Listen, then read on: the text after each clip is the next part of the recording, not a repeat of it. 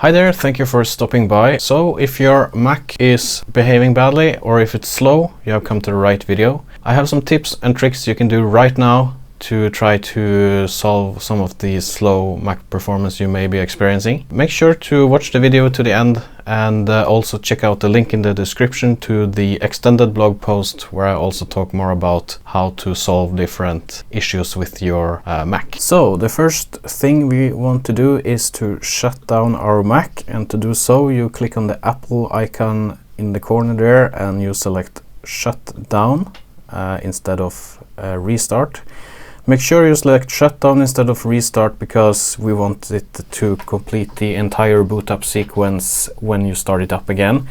If you do a restart, it will skip some parts because it's already loaded, so make sure you do that. If you want to find my video again, you can subscribe to my channel on YouTube so you find the video again when you have started your computer. The next thing we are going to do is to start an application called Activity Monitor. You can search for it by invoking Spotlight, and you can type Activity Monitor and you will get that little icon there and just start it up. What Activity Monitor does, it shows you what kind of processes that are running on your Mac. And don't be afraid of all processes you see here. There are a lot of background processes in Mac OS, and it's Unix based OS. There's a lot of things going on here. So what we want to look at is the CPU load. If you click on CPU here in Activity Monitor, it will sort the processes by CPU load. And in my case here, I have a screen capture as I am recording this screen. As you can see, it's using 40% of the CPU. And there are some other stuff here as well. So if you can see something here that is spiking your CPU, and you can see here in the graph, if it's filling up the graph, you can kind of see if there is a application that's the problem on your Mac. And if you find the application that is taking up all of your CPU cycles, you can select the application here and you can click this little stop icon here to quit the application. Then you get a question if you want to force quit and then if you want to quit the application. Usually quitting the application works fine, but if it's hanging or something like that, you can press force quit to force it to stop.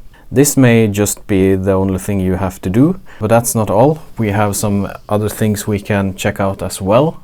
Another thing that's important is to make sure that your Mac is up to date, and to check that you go to the Apple icon here and you go to System Preferences, and then you have something called Software Update. Click on that and it says here an update is available for your Mac, and you can press Update Now.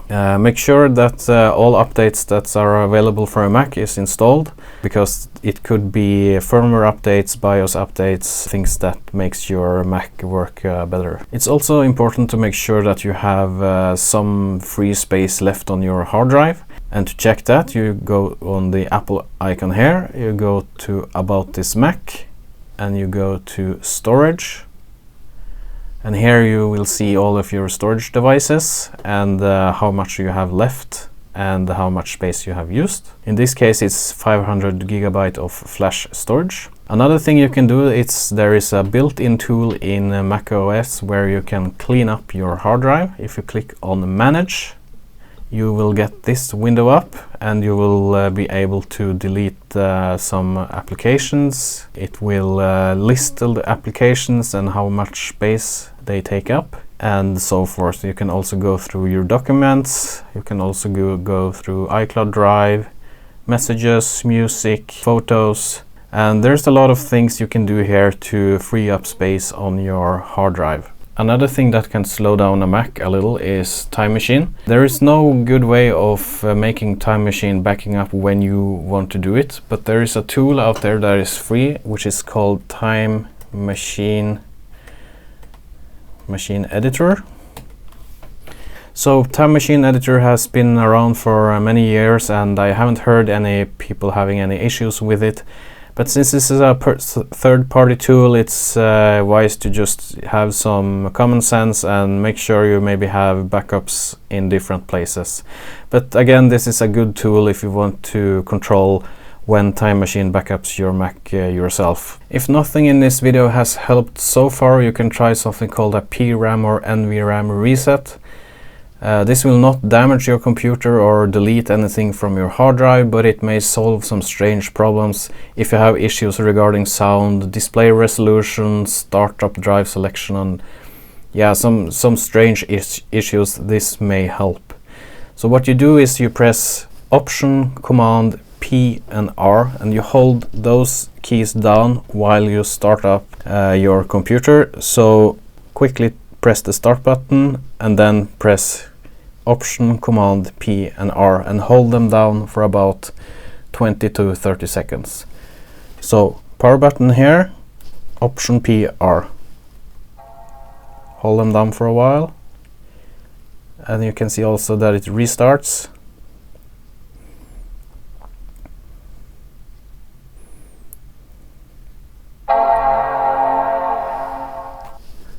When it restarts, it's safe to let go of the keys and let the computer start up again.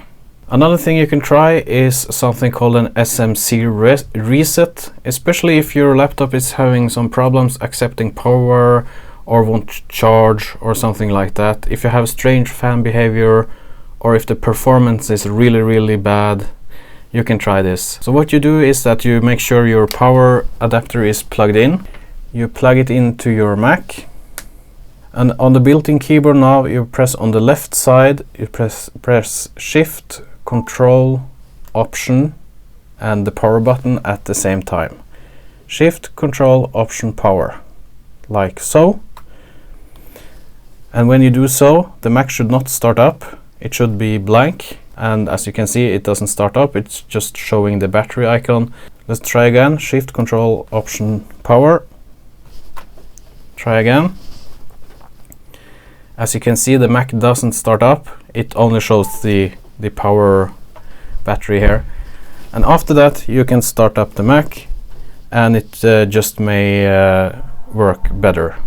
So I hope some of these tips helped your Mac getting back into shape and perform a little better. And if not, maybe a complete wipe and reinstall of the system is the only thing left to do.